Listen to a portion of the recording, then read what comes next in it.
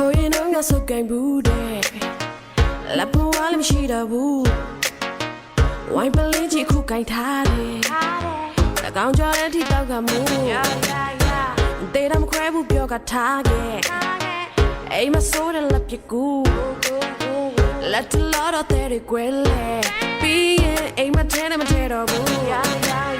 တငယ်ချင်းတွေနဲ့